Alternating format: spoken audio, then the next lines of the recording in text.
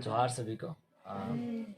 मैं tribal connection की तरफ से हमारे गेस्ट दीपक बाड़ा दादा से यहाँ पर उनको आमंत्रित करता हूँ। और बेसिकली आज का हमारा इनसे मिलने का जो मकसद है यही है कि ये एक ऐसे फील्ड की तरफ है जिसमें कि आदिवासी उसकी तरफ सोचता भी नहीं है।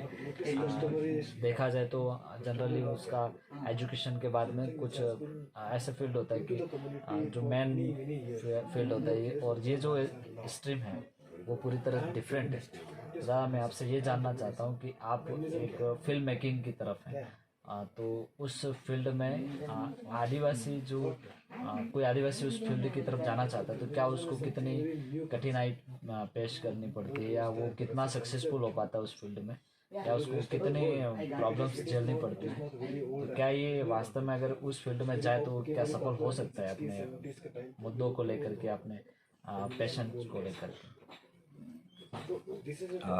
सबों को जोहार। जो भी हम दोनों को बातें करते हुए देख रहे हैं, हम आपसे भी बातें कर रहे हैं। एक तो जो आपका प्रश्न है उसमें बहुत सारी चीज़ें हैं। पहला इसको मैं चर्चा करना चाहूँगा वो है फिल्म। दो तरीके की फिल्में होती हैं। एक तो डॉक्यूमेंट्री फिल्में होती है जो कि दस्तावेजीकरण जो आप देख पाते हैं, उसमें जो है सो है, उसको एक विस्तृत पत्रकारिता की नज़र से भी देख सकते हैं आप उसको, कि वो मुद्दों की गंभीरता को हकीकत में डील करता है, उसके एविडेंसेस कलेक्ट करता है और उसको एक जानकारी वर्धक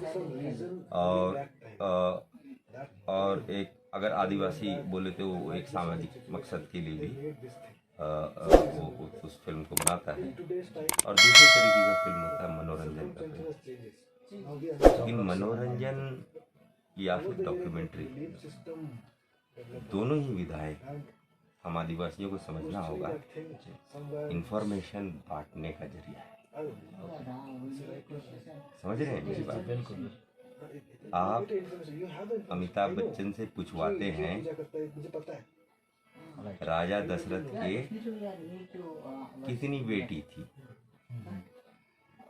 ना, तो आप इस तरीके का एक इंफॉर्मेशन एक मास मीडिया में एंटरटेनमेंट की तरह प्रस्तुत कर रहे हैं, लेकिन एक आइडिया को प्रस्तुत कर रहे हैं। ये पावर है एंटरटेनमेंट वाले मीडिया का, जो कि भोले भाले लोग समझ नहीं पाते।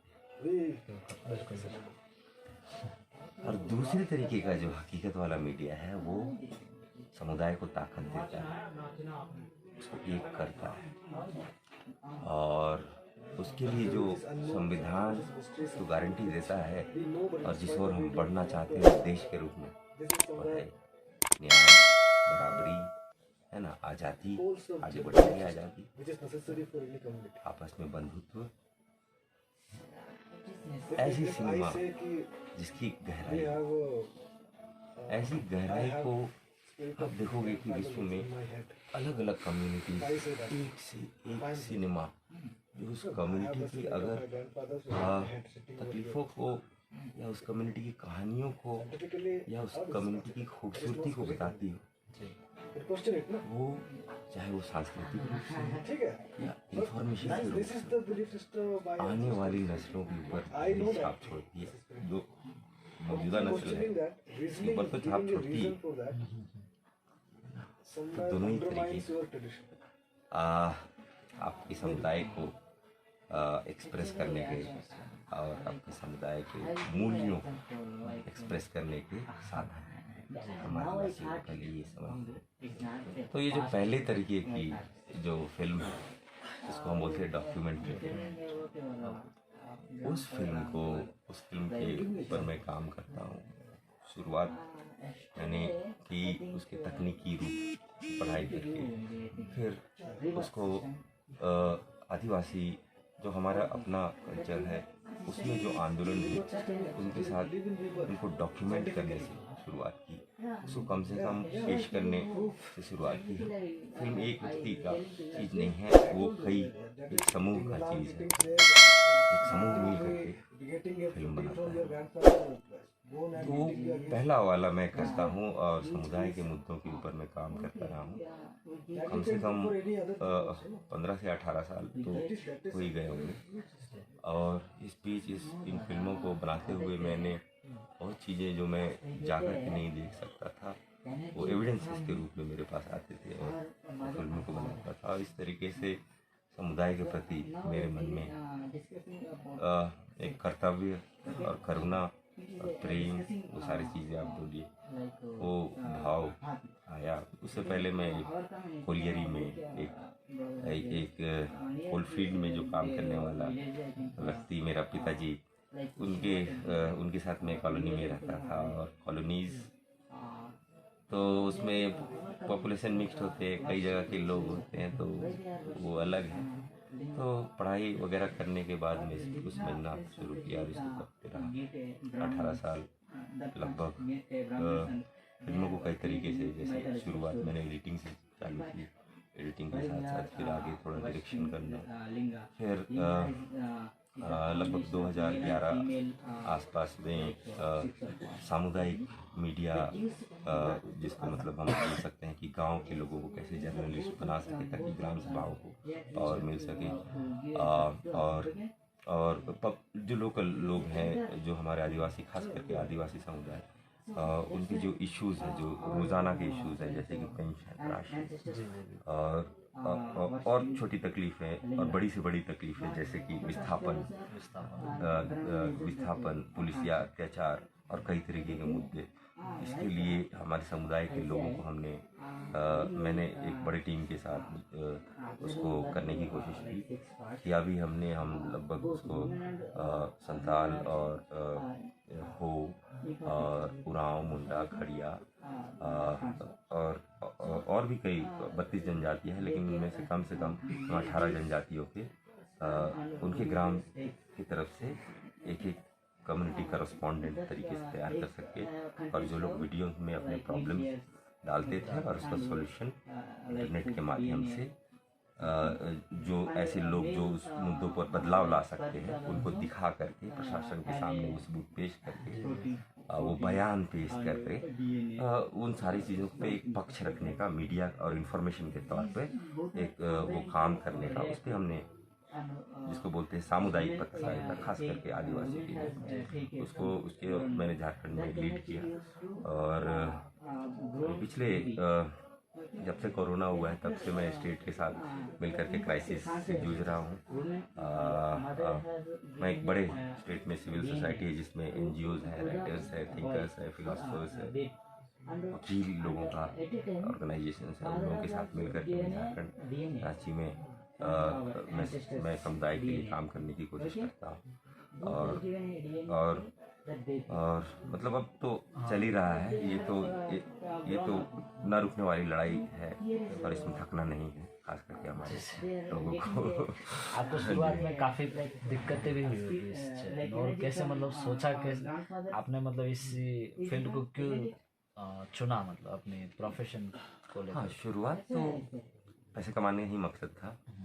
शुरुआत में कम पैसे मिलते थे, लेकिन कभी कभी जैसे कि कई संस्थाओं के डॉक्यूमेंटेशन, जब इसमें आप पारंगत हो जाते हैं, संस्थाओं के रिपोर्ट्स आप बना सकते हैं। जैसे कि आपका कोई भी संस्थाएं डेवलपमेंट के प्रोजेक्ट्स बनाती है और उसका आउटपुट क्या होता है, उसके एविडेंसेस वो वीडियोस में भी वो करते हैं। तो इस तरीके के काम भी आप कर सकते हैं। आप लोकल दूरदर्शन के लिए भी छोटे प्रोडक्शंस बना सकते हैं इसके लिए, लेकिन आपको टेक्निकल डिग्रीज, वो जो इंटर के बाद होती है, वो सब करनी होगी। और आदिवासी के लिए विशेष फैसिलिटीज़ है, आप लड़ झगड़ के उसको लीजिए, वही मैं कहना चाहूँगा। सही। आप मतलब इस फील्ड में बता रहे हैं 15, 18, 20 साल हो गए, तो कोई मतलब इससे समुदाय को बेनिफिट हुए होंगे, या फिर आपका कोई ऐसा काम जो समुदाय के लिए या फिर अभी तक के लिए आपके लिए बेहतरीन हो, ऐसा कोई काम, ऐसे कोई फिल्म? ऐसे फिल्म आप कह सकते हैं कि शुरुआत में हम लोगों ने उड़ीसा और वहाँ हो रहे कलिंग कलिंग में जो घटनाएं घटी कलिंग नगर में, कलिंग उन सबको डॉक्यूमेंटेशन किया। झारखंड में कई आंदोलन घटे जो चले, उन सबको डॉक्यूमेंट किया। खास करके नक्सलवाद के ऊपर में अगर बोला जाए तो 2013 में हमने पीएसबीटी के लिए फिल्म बनाई, द हंट बोलकर के, वो दूरदर्शन के लिए बनाया हमने। और वो फिल्म नक्सलवाद और आदिवासियों के मानवाधिकार के मुद्दे में आदिवासी कहाँ पिस रहा है स्टेट और माओवाद के बीच में, उस पे एक बहुत बेहतरीन फिल्म थी। कई फिल्मों को अवार्ड मिले इस तरीके से। अभी हाल फिलहाल में मैं आप मेरे प्रोफाइल पे जाइएगा तो लिंक्स वगैरह भी उसमें आप थोड़ा ब्राउज कीजिएगा तो मिल सकते हैं। लिंक्डइन में जाइएगा तो और अच्छे से आपको लिंक्स मिल सकते हैं। तो हाल फिलहाल में मैंने वहाँ बिरहोर कम्युनिटी और संथाल कम्युनिटी जो कि कोडरमा में रहते हैं, दलित कम्युनिटीज़ के साथ भी और माइनॉरिटीज़ के साथ भी, क्योंकि वहाँ का पॉपुलेशन कोडरमा डिस्ट्रिक्ट झारखंड में और गिरिडीह डिस्ट्रिक्ट झारखंड में, ये इलाके माइनिंग के लिए फेमस है। काई की माइनिंग, अभ्रक। और इसके ऊपर मैं रिसेंटली एक इंटरनेशनल क्लाइंट्स के लिए मैंने इन्वेस्टिगेटिव एक फिल्म बनाई। उन लोगों का फिल्म एक इन्वेस्टिगेटिव सीरीज रहता है, सीएनए इनसाइडर ऐसा बोल करके उनका सीरीज़ है। उसमें मैंने अभ्रक और उद्योग और उससे बदसलूकी, उसमें अगर अभ्रक पे लोगों का अधिकार के साथ खिलवाड़, उसके बहुत दुष्परिणाम, और उसको पूरे विश्व में एक मेकअप इंडस्ट्री है। आपको पता होना चाहिए कि माइका ऐसा चीज़ है जो आपकी कार के पेंट में इस्तेमाल होता है ताकि वो चमके। आप महिलाएं लिपस्टिक लगाती है, आई शेडो लगाती है जिसमें थोड़ा एकदम चमकीला ऐसा रहता है। तो उसमें भी हमारे बच्चे, बिरहोर बच्चे, संथाल बच्चे, उनके बारे में उनको काम करना पड़ता है क्योंकि वहाँ पर रोज़गार का जरिया नहीं है और लोगों के अधिकारों को भी सीमित किया हुआ है और गवर्नमेंट की पॉलिसीज भी सही नहीं है। तो इन सब चीज़ों को मिला करके फिल्म देखने लायक है। आप सर्च कर सकते हैं अभी the dark secret behind your shiny makeup, ऐसा बोल करके सीएनए इनसाइडर ऐसा आप सर्च कर सकते हैं। तो ये ताज़ा काम है। बाकी द हंट पीएसबीटी ऐसा बोल करके आप सर्च करेंगे तो वो जो मैं पहली फिल्म बोल रहा था ना सर, फिल्म भी आप देख सकते हो। उस फिल्म में मैंने एडिटर के लिए एडिटर काम किया है और बहुत पहले से बिजू टप्पू, मेघनाथ, जो कि बहुत पहले से ह्यूमन राइट्स और इस तरीके की फिल्में खास करके ट्राइबल उनको टेक्निकल सपोर्ट हम लोग देते आ रहे हैं। एडिटिंग खास करके ज़्यादातर सपोर्ट, लगभग बहुत सारी अवार्ड विनिंग फिल्में हम लोगों ने साथ मिलकर बनाई है। टेक्निकल पक्ष उसमें रखा है और कलाकार एडिटिंग कला है। आदिवासी जो मांदर बजाना जानता है तो वो भी आराम से कर सकता है। तो वही है। मुझे लगता है कि ये इंफॉर्मेशन जो मामला है उसमें आदिवासी अभी तक ओरल ट्रेडिशन में फंसे हुए हैं, जिसकी वजह से उनको उनकी ग्राम सभाओं को भी शायद मान्यता नहीं क्योंकि वो भी ओरल होती है ना। तो अब समय आ गया है ये इंफॉर्मेशन को मैनेज करना आदिवासी को सीखना होगा।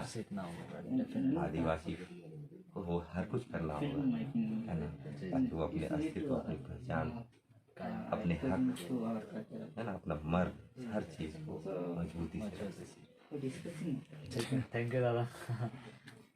जो